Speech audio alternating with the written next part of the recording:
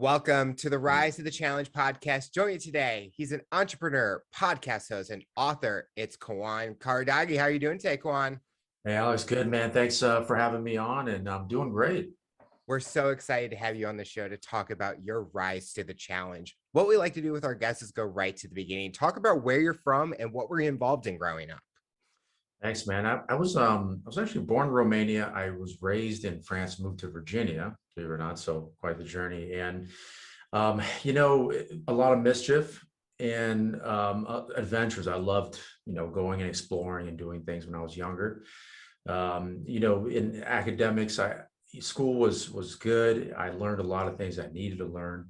However, I wasn't too involved or too I didn't apply myself, as they say, right? So growing up, it was all about, learning and exploring the world, seeing what's out there. And I think that's kind of where I kind of found, like, I just wanted to be this person that was always learning. So at a young age, I kind of knew that. What age did you move to the United States? I was 7 years old. Is there anything that you remember that played a big part in your life living in Romania or France that you kind of keep to you today? It's a great question. I think in Romania, France, I learned the value of relationships, right? And my mother and father divorced when I was younger, and it was tough to see that. And I learned at a young age then as well was that the things that happened weren't necessarily, I didn't wasn't my fault, or I wasn't a part of that. And so I learned to think more independently at that young age, to not try and take on responsibility for things being, either my fault or in that. So I just remember thinking that and being kind of ahead of that. When you came over to the United States, was family still a big part where you kind of had to kind of build that relationship with both sides, even though you were with divorced parents? Yeah, my dad and we connected, I want to say my early teens there when he reached out and I went to go visit him in France again. So we were kind of rebuilding that relationship. And my mom's side of the family was all, scattered at that point, but then they moved there eventually as well. So I was really close to my mom and my grandma growing up, my grandfather as well. So I was fortunate enough to have them. And I always picked up from people that I met, mentors. And I call everybody that I learned something from a mentor, because they're all teachers in some way. So, I was always a learner in that regard. So the family part was important because it allowed me to pick up Kurdish fluently and learn that language fluently. So I was only speaking French and Romanian at the time, and moving to Virginia, obviously English is the primary language, so that was interesting. But I learned, English fluently and Kurdish fluently, and then forgot Romanian and French. Go figure, right? So the it was good because I connected to the culture. You talked about when you were growing up that you didn't apply yourself much. Was there something that maybe kind of happened for that reasoning and you kind of didn't have that opportunity? Or did it just take some time to get used to? And then over time, you're able to kind of break out of that shell? When I was, in France, Romania, their education was a little bit different. If you didn't get something, you got smacked, right? So I don't know if that was a combination of anything, but I just remember when I moved that I had like a learning disability growing up when I was younger. So I was in classes where I couldn't really focus or pay attention, a lot of energy. So I just remember when that one-on-one attention was there, I learned very, very well. And that's just kind of what I needed. It was the environment that I was in that wasn't kind of providing that for me. So I had to have that learning style or learning adaptation figured out. So I think for me, it was more the one-on-one that I benefited from. And I think for people in general, it's so important to understand the meta learning or what's the best environment for you to learn in. So I think that was the important part for me, was learning to navigate that, and then finding something that you like to do, because some of the stuff I didn't really apply and I didn't really, appreciate. But then once I found what I wanted to do, it all made sense. I think especially at that age, it's kind of the time for people to just try a little bit of everything. Don't kind of stick to one thing and be like, okay, this is the only thing I'm going to do. And we see that with athletes or people with musicals or in that kind of theater. They kind of stick to that and they enjoy it so much, but they don't get to enjoy other things. And I know when I was younger, I wanted to just try things, just go out and do it, because it's not like, okay, this is my job, I have to do this now. So I just kind of enjoyed that. When you fast forwarding to now, you talked about how you preferred that one-on-one learning. Do you kind of utilize that with like when you're learning from a mentor or working with clients or things like that? That one-on-one kind of tool helps you a lot. Yeah, absolutely. I think the easiest way to put it, I think the recent experience I had with it is I was going rock climbing with my girlfriend now, and we basically she kicked my butt one day, right? And I got a little upset, and I was like, man, I got to get better. And I was looking for all these, different tools and things to do, and I realized that I didn't really have those, right? So I said, I asked myself, excuse me, I said, what's the fastest way I can learn how to do that? And so I just remember I looked, I found a trainer there and our coach, and then I just hired him, and he just walked me through and step by step. And I just remember learning through those experiences like that, and that's what I need. I need that immersion where I'm kind of in there learning and then learning as I go, taking the principles from it and just having that time to be able to learn. So just a little bit more taking your time with the learning, if that makes sense, so that you're allowed to experience what that's like. And, it helped me tremendously. So I went back and I got her on a few, so it paid off. But it was good. So I think so. I think everyone can benefit from just that concentrated environment where it's all on you. The intentions for you and to learn, and the focus is on you. I think people need that.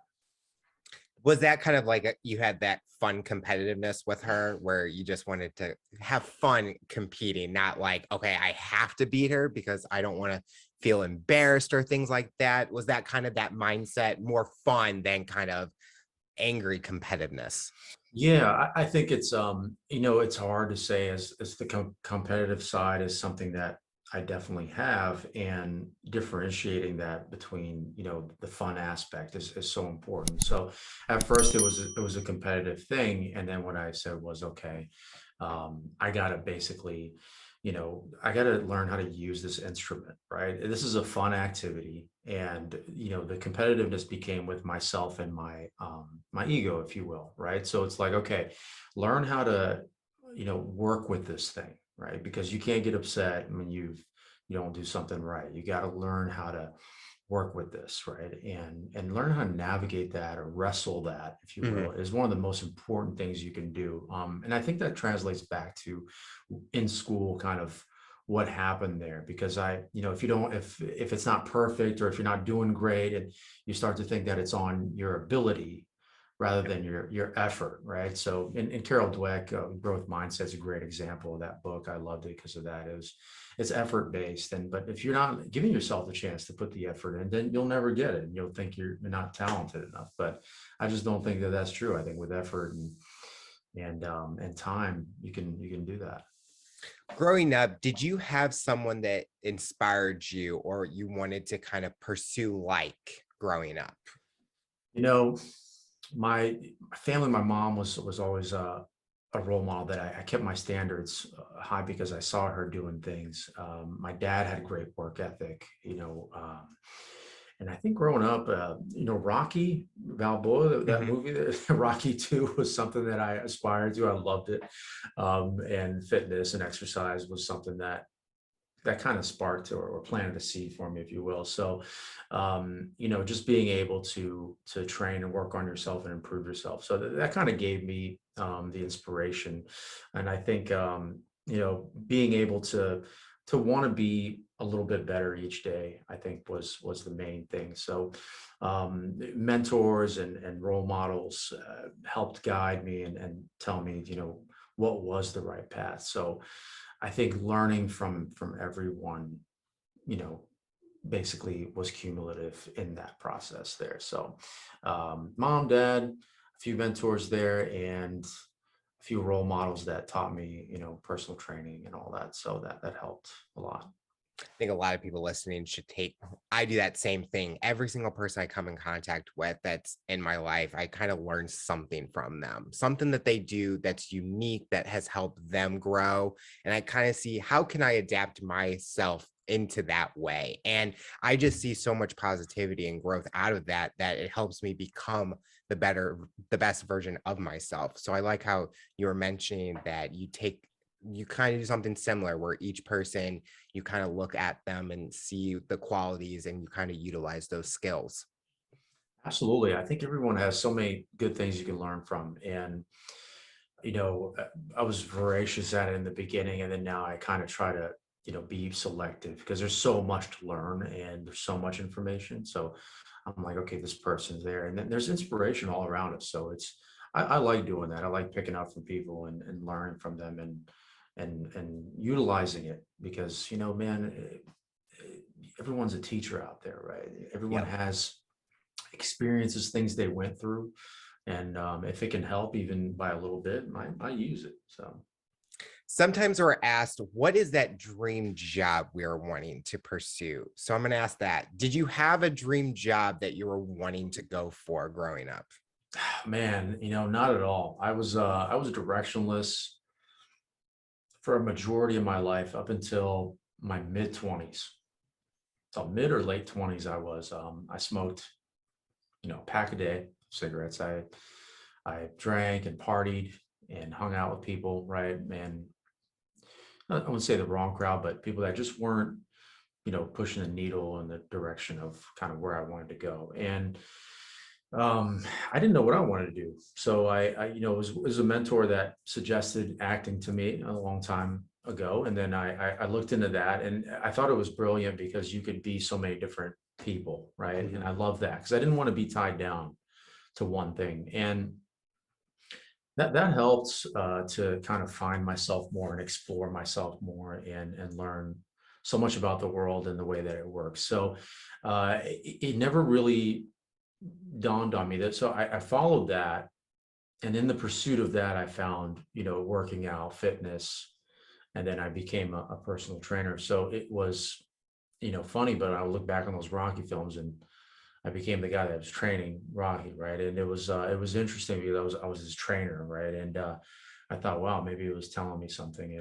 And that's when I kind of put the pieces together. So it was in that, not getting to that place of what I wanted to do was actor, and acting is great. I still love it, but finding it through that, and you just never know. So the takeaway from it is to, like, to keep tinkering with things, keep trying, like you said, try a bunch of different things, and then eventually you land on something where you kind of like you find something there, Mhm. right? But I encourage people to be proactive in that approach. Do the strength finder test, by Clifton Strengths Finder. Do the personality test, talk to people and coaches, and so that you can like subtract that time so it doesn't take as long to find what that is, because it's there.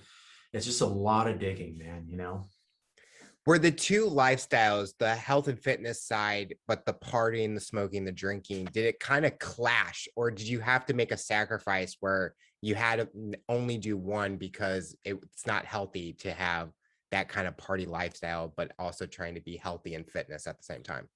Yeah, I was torn between those sides because I love to hang out and go out and stuff like that. But there was also this side of me that, was telling me I could do better, I could do more. And doing martial arts growing up, it instilled that discipline in me at a young age. So when I started getting more serious, when it was about a couple months in, I left all that behind. I had made, and I tell this and talk about it as well, is the power of a decision, right? At some point you have to make a decision where you're going to say, I want to do this, and I want to do it more than anything else, and I'm willing to do what it takes to make that happen. And that's where it kind of hit me, where I had to leave that stuff behind and say, if you want to commit to this, if you want to succeed in working out achieving some sort of success in fitness, you gotta commit and pursue it. And that's when I decided on that. So, and that's when that divide happened. Before you got into personal training, were you someone that was fit, athletic already, or was this an opportunity to kind of see what you're able to do and kind of find new sets of skills or find new goals that you could reach for yourself in that kind of industry? Yeah, it was, I had been working out for about 3 or 4 years, and then I got into a kind of fork in the road where I had to figure out if I was going to be a struggling actor for the rest of my life or move back to Virginia and see what I was going to do. And it was just a perfect storm in the moment that I found it in there, and I started pursuing it. So I had the workout experience, but I didn't have the scientific or empirical educational background, if you will. So I learned that, I got certified, and that's when the experience and the education came together. So, and that's what helped tremendous. I think anybody has to have those two to have a good, valuable position in anything you do. You got to have experience and you got to have education. I think those two are key.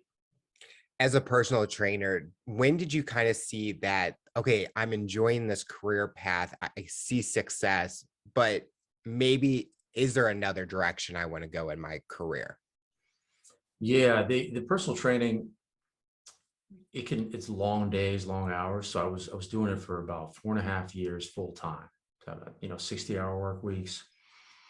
Love doing it, and it taught me so much about psychology, biology, human behavior.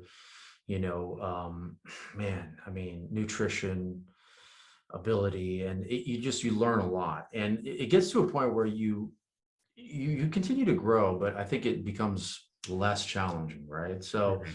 from there, it was like, okay, what's the next step? And it was running the business side of it, which led to, owning, about 5 Anytime Fitness franchises that helped me understand fitness on a larger scale, right? So helping people with health and fitness. And it did get to a point where I stepped to management level. And then I think that continued growth is key, right? Because you get to a point where you master it enough, and then it's time to move on to the next thing. So and I think people feel that, but they kind of just go against that and stick with it because it's comfortable. But it was very difficult for me to leave that, but I knew that if I wanted to grow, it was something I had to do.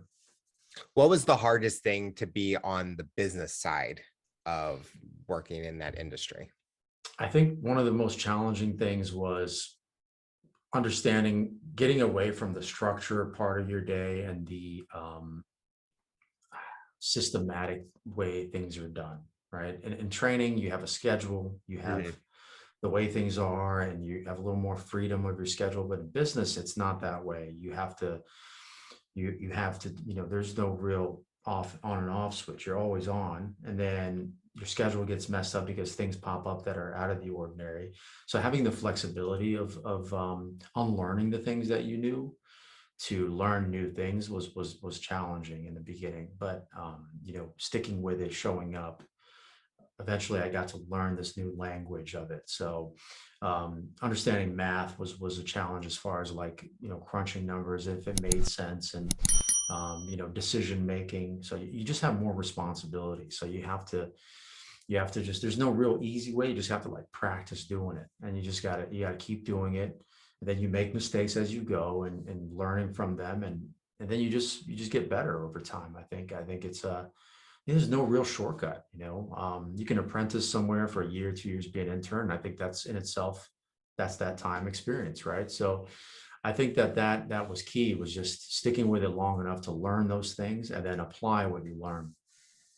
Do you feel if you just did the personal training part, but never got into the business side, that the things that you learned on the business side, it would have not helped in future career parts in your life now? So, like saying that business side, you learned so much new information, new skills, new kind of styles that it's helped you grow as an entrepreneur over time if you didn't do that. So basically, if I didn't do the personal training side, jump straight into the business side of Yeah. it. So if you just Yeah. stayed at the personal training part. Yeah, no, I would say I had to do that to learn the other and vice versa, right? So when I was a trainer, I think the number one thing that I was excited about was getting people results, right? Was seeing someone's face when they had achieved something. I just remember I felt so good about it. And after a while, when you become a better and better and or more effective trainer, you start to look at the numbers side of things, right? And then you get lost in that, and you get Mhm. lost in the numbers, and you think that that's the importance of it. But it's never really that way, because that is like you can't put a feeling on that, right? It's There's not a connection with a profit and loss document. It's great, don't get me wrong, seeing that. But I think, and I've always been the guy that just walked the floors of gyms, and even till this day is connect with people on the floor, because that's where life is. That's where life's happening. It's happening there on the benches, on the weight room floor, with the human beings around it. So I think that I couldn't be where I am without going through that, because I had to experience those things and understand how to manage my business, which was me, because I was the trainer. And then that helped me manage something bigger, and then something bigger after that. So I think it's all steps that you do. And even when I had the business going, I would train certain hours of the day. And but eventually got to the point where I was like, I got to step away, because I was missing a lot of things that happened. So I think they go hand in hand.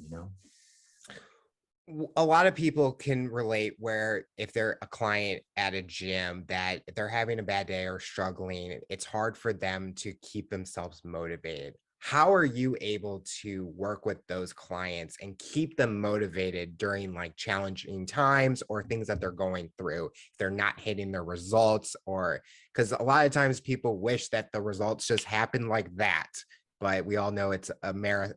Not a sprint, it's a marathon. Exactly. And I think, to connect with that is the easiest thing I try to say is make things very, very small and achievable, right? Is get real small little wins under your belt each day. And that way you'll build that momentum over time, and you'll build that efficacy, and you'll likely to stick with it.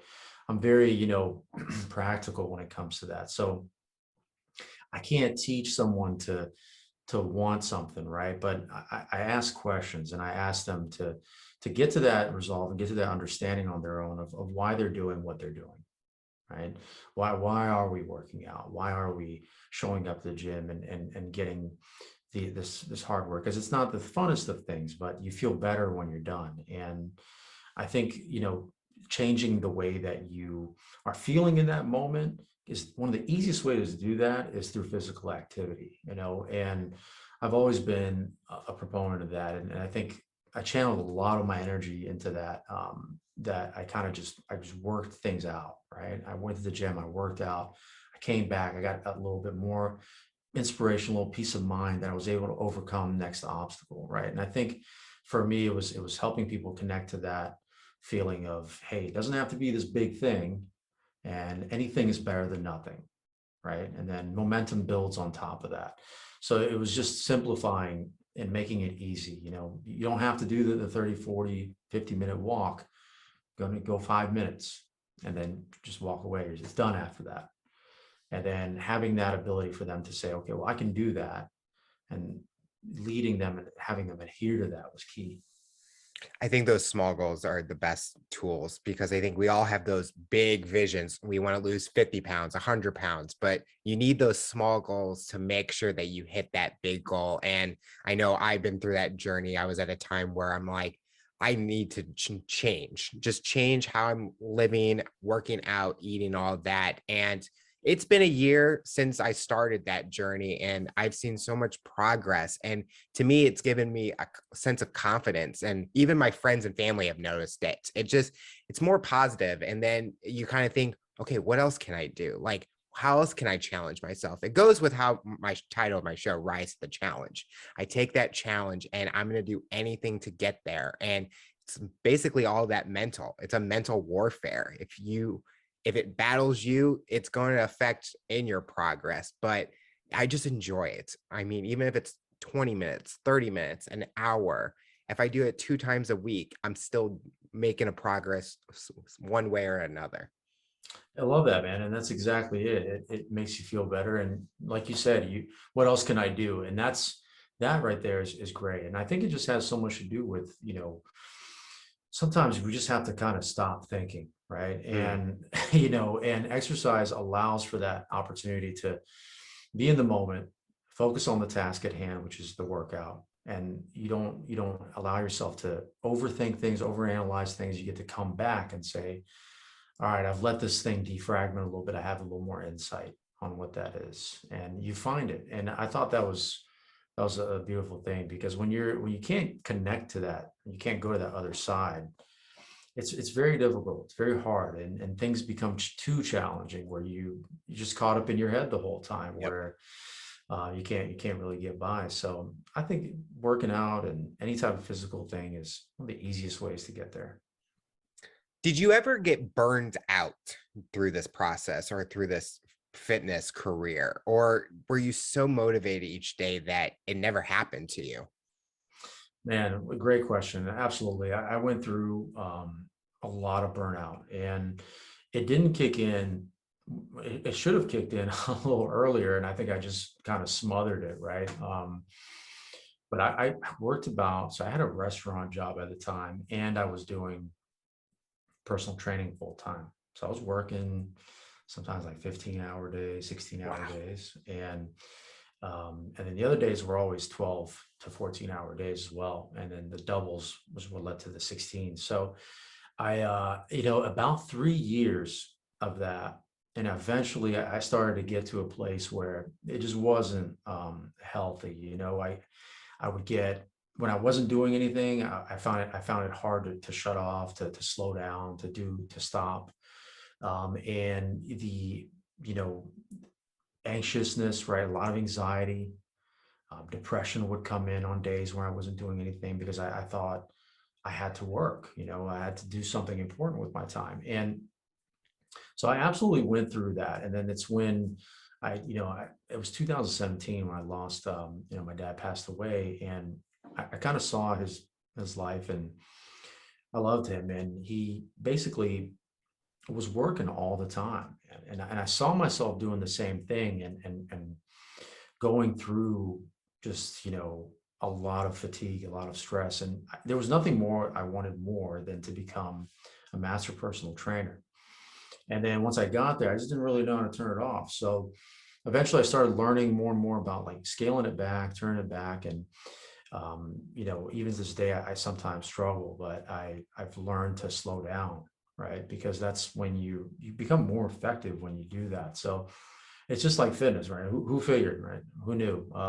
You can't work out all the time, right? So you gotta Yeah. you gotta you gotta go to sleep at some point, and that's when you recover. And that's where I learned that kind of in fitness. What I learned is that, and to apply it in life, and it's paid off big time. So yeah, I struggled with that, man. I got burnt out.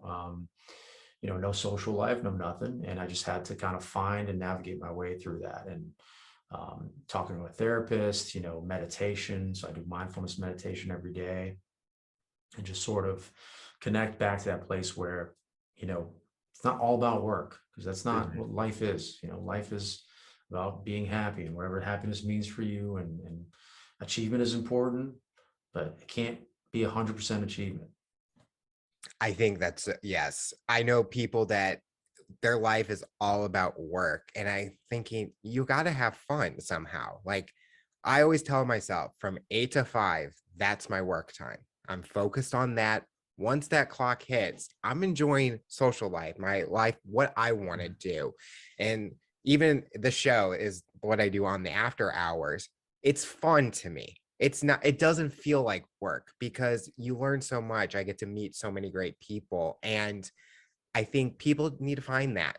Find something fun to enjoy because it gets your mind off of working the assignment or a project, even with school. Like, don't think about school. And I think that was something that even when I was in college struggled with, because it's like, okay, I got to get this project done. I got to get this assignment.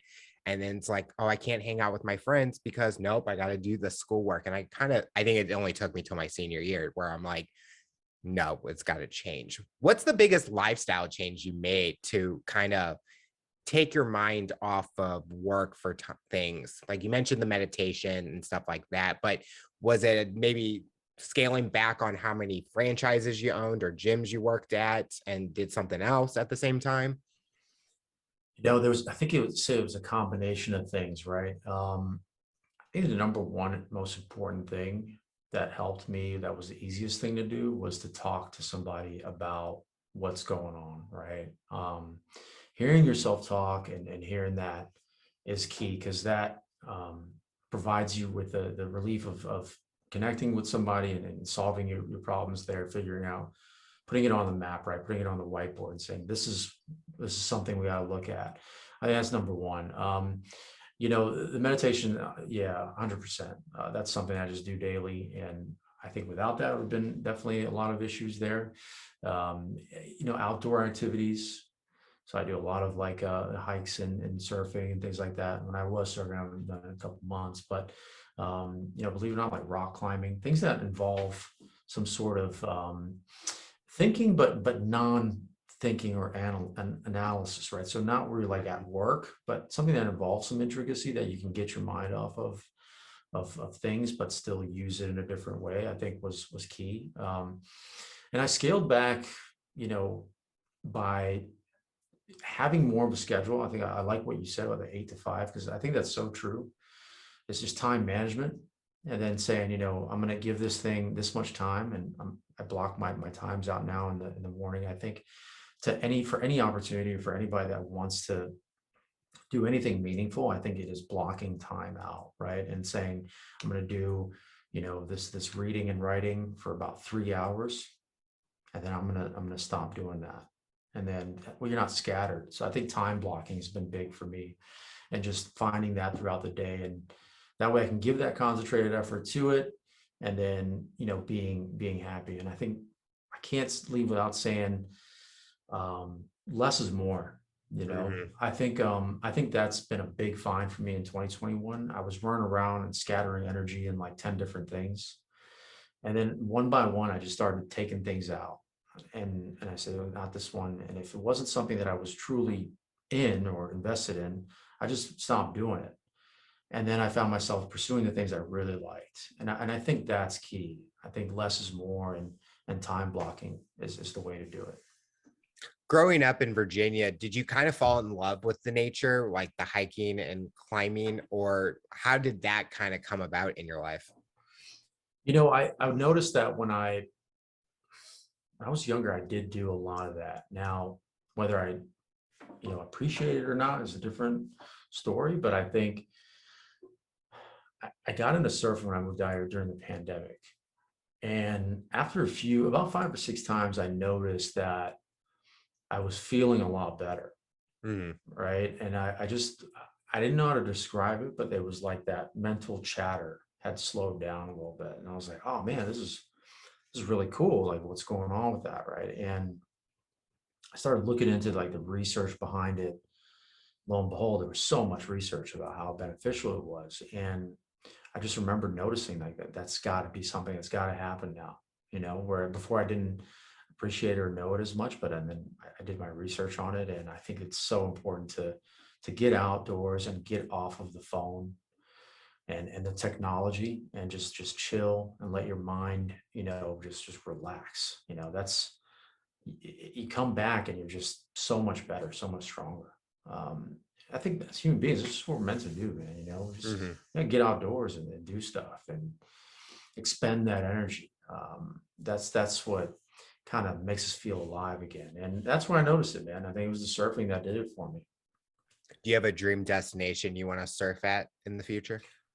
Man, I'm not that good. I'll be honest. So, went to Hawaii, and that was interesting to say the least. But I mean, I think going to any other island in Hawaii, I would probably go check it out, you know? So maybe, so I went to Maui, so maybe some of the other islands there would be cool. See, I'm from the Midwest, but I always tell family we're going to the beach. We're going somewhere where there's water, and I just love being on the water. It's just relaxing to me and just like an escape in a way. I was in Daytona Beach this past summer and or fall, and I was riding a jet ski, and I'm just like looking at all these boats and all these people on jet skis and stuff. And just like, I wish I was here full time in a way because it's just relaxing and stuff. And do you feel that way when you're on that surfboard? It's kind of like, wow, like look at all this nature, but just the environment that you're in. It's kind of breathtaking in a way. 100%. And I think the study was done on the amount of awe that it, causes you to feel is what's key. And yeah, man, 100%. Going out and seeing the sunset, you're seeing the pelicans flying over top of you, and then birds dives in a few yards away trying to get some fish, and you're like, Yeah. wow, man, this is awesome. And you can't help but be there in that moment, because you can't think about anything else, because there's like a big wave about to come and you got to be present. And that's awesome, right? Because that's where you are alive and you're in that moment. And then you come back and you start to realize, man, like, what was I stressing about? What were the things that Yeah. were on my mind that was so important? And that is like the key, because the more and more we are stressed, the less optimal we are, right? In performance and in our lives and showing up. So, oh yeah, 100%, man. I think for anybody, just get out there and even if it's 10 minutes once a week, anything helps. I totally agree. You are a podcast host. What made you want to start that? And what's kind of the big message that you're wanting to share with a listener that takes a listen at your show? Yeah, thanks, man. Podcast called the Takeaways Podcast, and I rebranded it originally from a Valueverse podcast, which was more story based, and I went to kind of more like the expert bites and the principles, lessons, and learning things that you take from the pros there, right? What do I have to do to learn this X the fastest? Or what does this thing provide here that I didn't know about? What are the mistakes that I can avoid if I'm pursuing A, B, or C, right? And I think just like information that's easily digestible and to take away from and to apply. I think that was the most important aspect of the show, was just giving that the truth behind stuff, right? So getting into a little bit of the story, and then focusing on some of the things that I kind of wanted to take away from it, because I tried so many different ways. And I don't know if you experienced it, but you try to appeal to everybody, right? And try to figure out what's the best thing I can talk about. It's like, what are the things that you like talking about and that you want to learn from? And I think the right people will come and listen to that, and they'll find you and they'll say, well, I like that stuff too. So I think for me, it was just learning and hearing these people's awesome, things that they can teach me and others.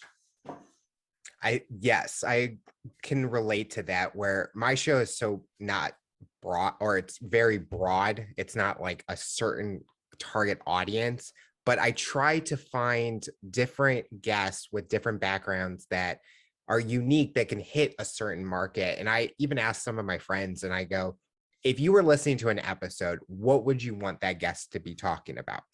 And so I would get like information, and then I try to go out and find those guests, because there's other people that are probably going to want to hear the same thing, and I'm not sticking to certain things, because I always view that everyone has a story.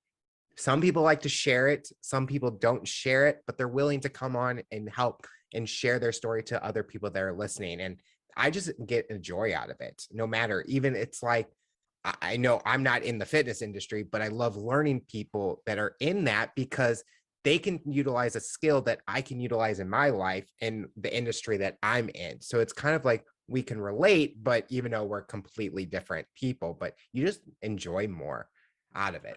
I agree. What's the biggest thing you've learned about yourself being a host? One of the biggest things I've learned was, I think, man, there's so many that I've conjured up there. I think as a host, I learned that to, get to the heart of the matter, I think. So asking the right questions, and getting them to making the guests feel comfortable and to answer those questions, and to get to the calibrated ones, right? The ones that kind of aim at getting the best response, right? In that aspect. Because before I kind of would go in unprepared. I didn't know really what to ask, and then I would let it kind of flow from there. But I think is like, what is the thing that I can use in life, in the real Mhm. world text, like real world example, and hands on. I think that was the most important thing I learned. I was like, if you ask, the vague questions, you're gonna get vague answers. So what is this something that you can take away and apply, right? And I think that's what I learned the most, and that's what kind of allowed for that change to happen. Do you feel that the skills that you learned from trying to be an actor or being in an acting industry, that it's helped you be on camera or speaking to other people and kind of talking to an audience in a way? Yeah, yeah, 100%. Being audience tuned is was key in theater, and I think that it definitely came, that way on podcasting as well. What I like about podcasting though is it's more of a conversation, and it's more open, right, or open dialogue and free.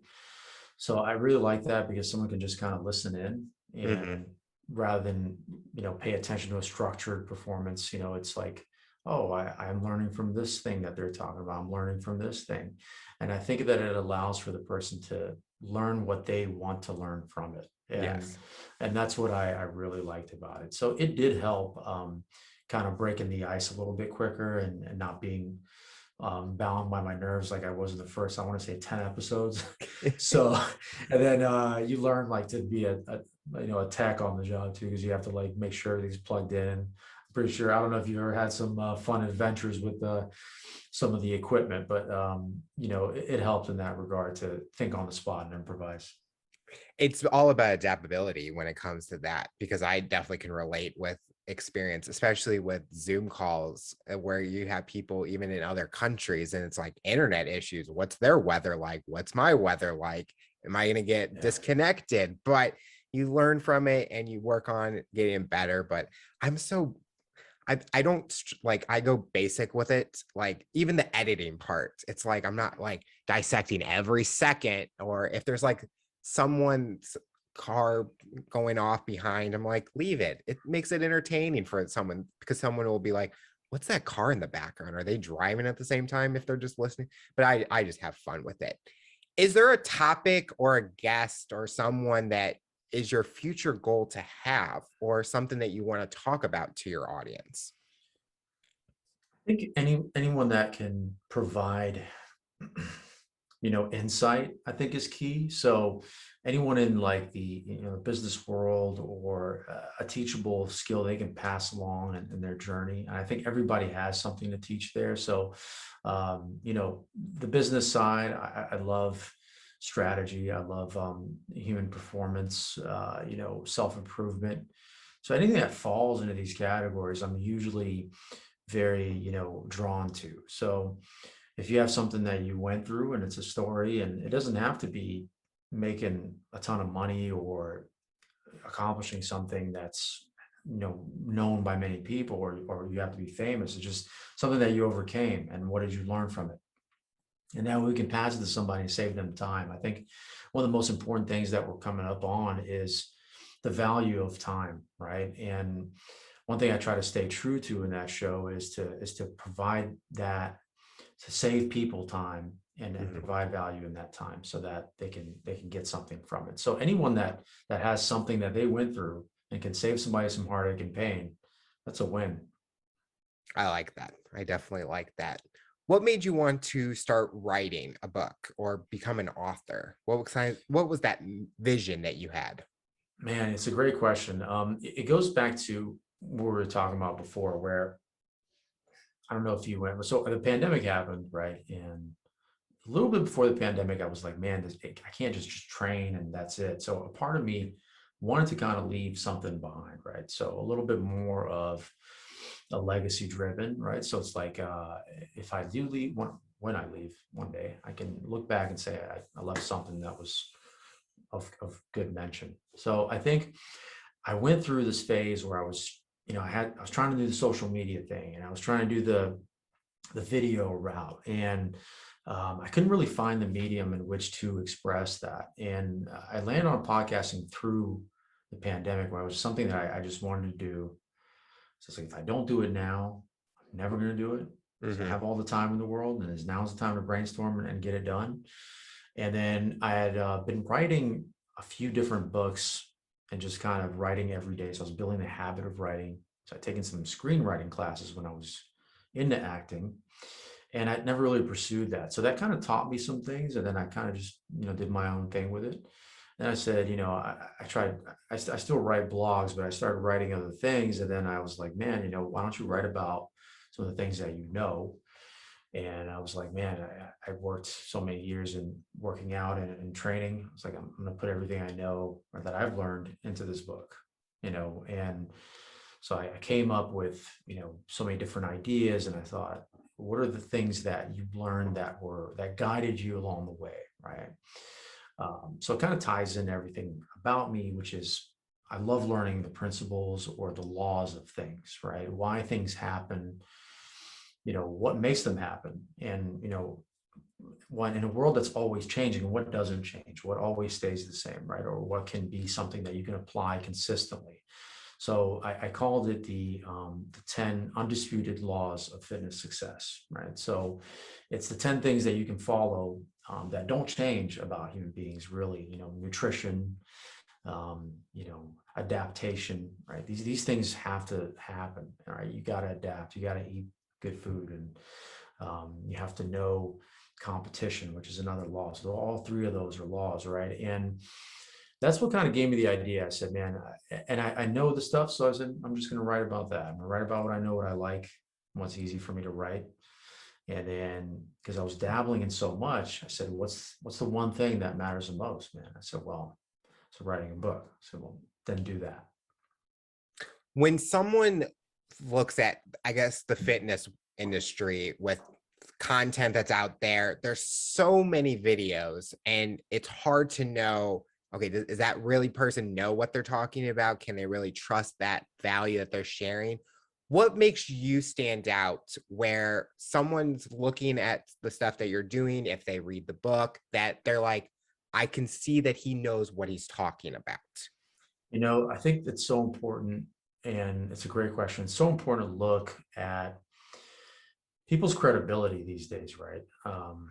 With so many influencers and people that are, like you said, everyone's a trainer, right? So and things that work for them, which is sometimes anecdotal, and it's great. And everything has its purpose, and it's not to knock any of the influencers as well. I think everyone's doing a great job at pushing, people to be healthier. I think is ultimately the goal.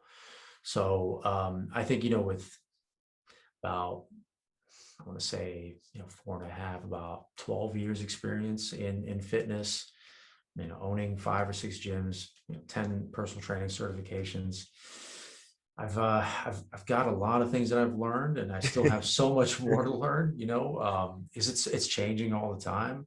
I think looking at someone's experience and will help build credibility. I think that's key. So gone through it as working out on my own and training others, and then building businesses on top of that, I think is what makes something somewhat credible, right? It's I know it like the back of my hand, as you can say, right? So, but at the same time, I still have much more to learn. So you're never really a master, but you kind of you've learned things, and now it's like about continuous learning, right? So I think anyone that has, I want to say, over 2 or 3 years of experience of teaching it is someone worth listening to. I think that concept works in any industry. Even those high CEOs and big businesses, they're always learning because, yes, they might know what they're doing, but things are changing over time and that they have to adapt and learn. How do we grow even more? So I like how you said that, where you're still growing, you're still learning so that you can give even more value to the customers or the readers or the listeners that are taking advantage of what you're offering. 100%. And I think, doing that for so long gave me, I went through all the mistakes, right? I saw all things I did wrong. And then I became a trainer. Then I was able to save people time from making those same mistakes and get them results. And I think someone that has proven what they've learned, I think is key. And in every field, right? It's like, okay, you're this person. Let me see what you've done. Mhm. And if you've done it, it's like, okay, cool. Have you repeated doing it? Yes, you have. That's awesome. And then having that ability to teach it so that a 5-year-old can understand is key, because you don't want to be this expert that's no one can learn from. In your book, you talked about 10 rules or 10 laws that people should listen to or focus on. What would, out of those 10, what's your number one that everyone should be doing? Man, the laws serve as kind of things that are present in fitness, right? And I think, man, I think the number one thing that people should get used to is, the last chapters, the law of change, right? So things are always changing. And I think adapting and understanding change and disruption is one of the most important things you could do. So change happens in the gym, but the law kind of urges you to look at change as beyond working out, right? Because fitness, in my opinion, and I could be wrong, but fitness is life for me, right? So Mhm. it means that, you're literally becoming fit, not just to look good in the gym mirror or, the bathroom mirror. It's to look good and to do good in life, right? To be fit for life. And that's, life is a game or a challenge or an obstacle that you're going through, and you're learning things as you go. And whether or not you have the tools to overcome the next thing or learn to do is based on, what you've learned and what you're learning now, and how you adapt to change it, because it's always happening. So I think that's important, is to be flexible enough to move with change and to understand it and to adapt with it and learn as you go, and be open-minded to what that process looks like. Adaptation is super important. So that's one of them as well. Competition, right? I would say it's something that is looked upon in an interesting, in a different light, but it's happening all around us. And I think understanding how that applies to you is key, right? How do you stay valuable in a competitive job market, or in your life, to push yourself to become better, to become stronger, and in a healthy way, not in like I gotta, beat such and such. It's about beating you, and it's about becoming a better version of yourself by fighting the older version that doesn't want to do that. It's lazy or tired or Yep. whatever that is. And the competition brings it out of you, in a healthy way. If you let it, it can get unhealthy, but it's supposed to be a good thing. And I think, there's so many more that I've had, the law of nutrition is important, or the law of energy is because, we're limited in our energy that we have to give. So, what you put in your body and what you eat and how you sleep and how what you do to stay in optimal performance is key. So I think those stand out for me the most, because they're constants. They're always repeating. So, what do you hope to accomplish in the next few years, personally and professionally? What are those goals that you have set for yourself? I think getting this book done before I rip my hair out would be one. So I think that's definitely up there. I mean, I don't know if you got your hand in writing before, but sometimes I'm like, man, I just really want a little break right now. And you just have to do it. There's no other way. And it's the research, the writing has to happen. So I think number one is getting this book done, and it's about a couple pages away. So then it'll be over. Actually, at the time of this recording, I think once it comes out, it's finished. Yeah. Yes. So it is finished, right? And then I think I have a few things on my mind this year, as far as understanding more investments, right? More financial investments, and learning how to make money work for you, which is key, which I've learned, but learning more of that's always good. And I think three, an athletic event of some sort that I haven't decided on. I do one a year just to push myself. So I'm teetering on the lines of an Ironman, or this really nutty thing that I don't think I can do or I want to do. It's 7 marathons in 7 days.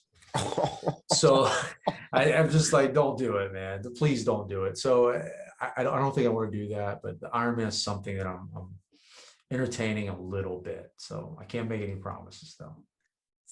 People that are listeners, they're probably going to laugh at what I'm about to say, but you talked about those kind of races. I get these ads for these inflatable obstacle course races.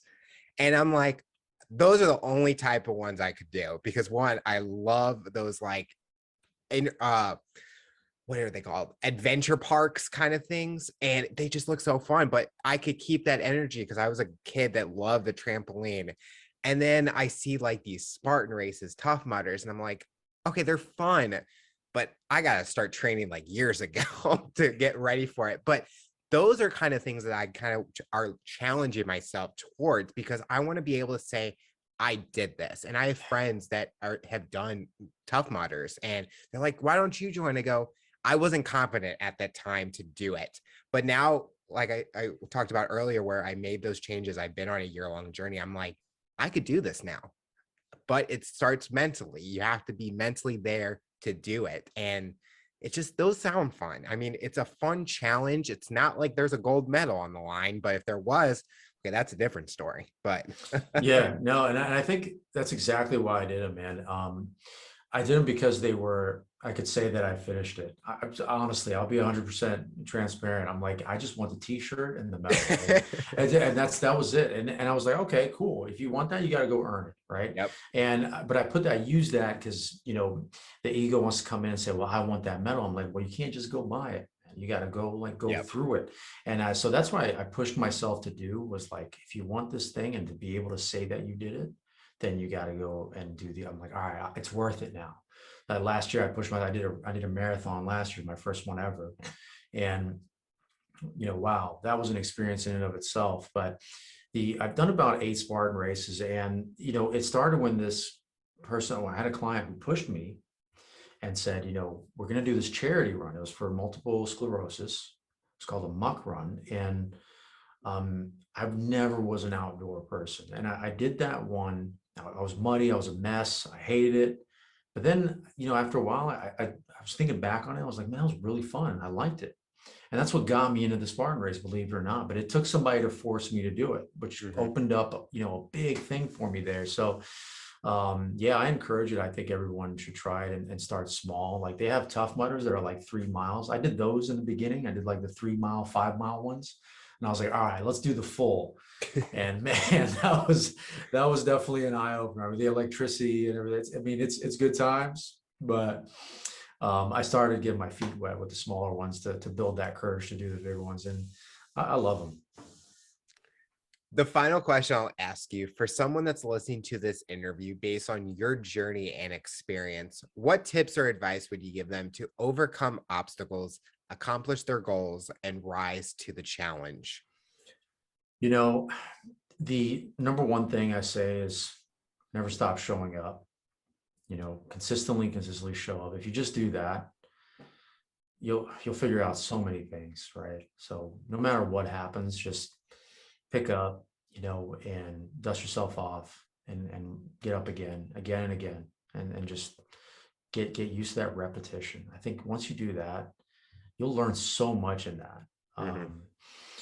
Number two, I think, learning from, things that didn't go well or that you didn't plan on happening, I think is key. I got to kind of where I got to because I used every single opportunity that wasn't going right, or even was my thinking, my thoughts, was to how can I learn from this experience and how can I apply what I learned and get serious about that process to actually improve and to move along and move forward. I think that was key. So showing up, improvement, information, get knowledge, read, taking good books, things that you want to learn that excite you about learning, not that you should read, but things you want to read, and just taking info and never stop learning, never stop taking in things that excite you and that you want to learn from. I think being a continuous learner and showing up consistently and improving on things that you didn't know or that you're going to know or find out is 3 things that I've never failed me. I've never gotten nowhere because I stopped showing up, and or started showing, or showing up more. I think showing up more only got me closer to the goal, if that makes sense, right? Improvement only allowed me to learn when things went wrong. Because if you keep repeating things that go wrong, and you won't get anywhere, right? So it's like Mhm. you gotta learn from things you did that didn't work for you, and stop doing them. And number three, I think I said improvement, learning, right?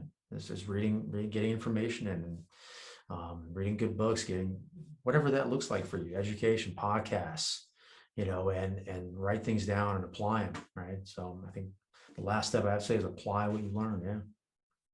Well, Khan, I want to thank you so much for coming on the show and talking about your rise to the challenge. You're inspiring so many people, and we're excited to see what the future looks like for you. Thank you so much for having me on, and I'm looking forward to collaborating and having you on the Takeaways podcast as well. So thanks again.